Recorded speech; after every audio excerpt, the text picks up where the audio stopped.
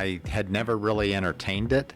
I did have an opportunity to work. I've been in the engineering field for my whole career. I ended up getting more votes than anybody had ever received in Lehi. So awesome. I thought this is interesting. Okay, So yeah. I served on the Lehi City Council for 12 and a half years. Okay.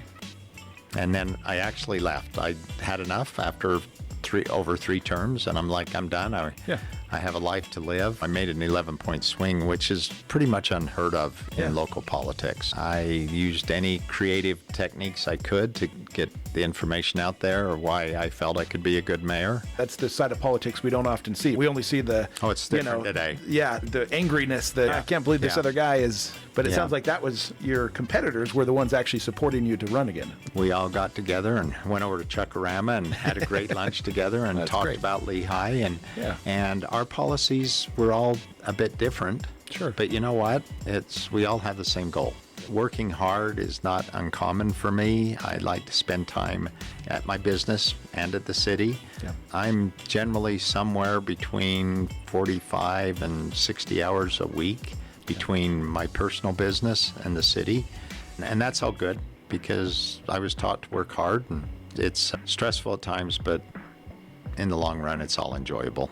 You guys need to understand that Lehi City is the economic engine of the state of Utah. Texas Instruments came in, they purchased it, they came in with a commitment to expand, and so it's an $11.6 billion investment in the state of Utah.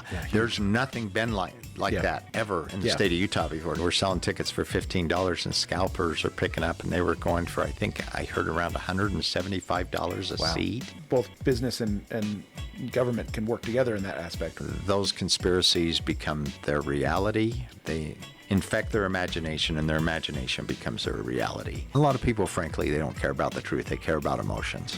Say what you believe and be willing to say what you don't know. If we all check our attitudes and our thoughts, it will help guide us towards what is the truth and what is the more important. Growth happens. And a lot of our growth has been external. We have had people move here because we've got a lot going on. Mm-hmm. And so they want to live here. The economy is strong. That's going to happen. It's hard to stop that from happening. You are the growth, and we have to deal with that. We love Lehi. We want our kids to stay here in Lehi.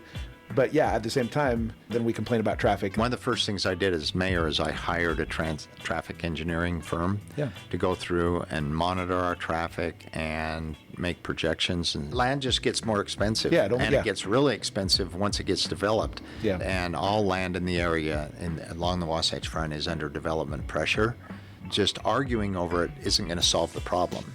Agreed. So we've taken the bull by the horns, if you will, and we're doing everything we can to address this problem. And nicotine is a very addictive substance. It's harder to get off than heroin, and people don't understand that. You're creating a patchwork quilt across the state, and we can't have this. We can't have cities passing this law that is different from city to city, and we're like, we'll fix it. The data was really clear. Once you hit 21, you are not going to pass it. You realize the dangers in nicotine. Trans is great. When it's double track, that's going to be great. When it comes every 15 minutes, you're going to see ridership go up. Okay. There's a reason we brought Strata to Lehi to install our fiber here. It's because it's been a home run for those people out there. Having internet connection, having that communication resource is as important as having water come to your home or sewer leaving your home. I was paying for 60 megs of service, and I was lucky to get 4 to 7. The only way to not grow is to suck as a state. Home ownership solves a lot of problems for a lot of people as far as wealth creation and stuff like that. And not even wealth in the sense of like rich, but like just to be okay. You know what I mean? Just to be in a good spot. If we build homes that we can't deliver water. We're going to have some problems, right? There's another problem you're going to have to deal with. People don't realize, they think you're building all this high density housing. They don't understand that over 80% of our housing are single family homes on single family lots. Best thing you can do in this town is just be kind to one another. Sure. And try to help, offer charity when you can. Be kind to your neighbors. Volunteer for Roundup days. Step in. That's the best way to get to know people real fast. Start going to those. And if there's an opportunity to volunteer, right? We need your help. Make sure you sign up for some of the emergency information. Okay. Sure. That's out there, because if we have some kind of natural disaster and everything, you can get those reverse calls back and get notified of things that are going on. I think that's really what matters, that trying to make this place a little bit better.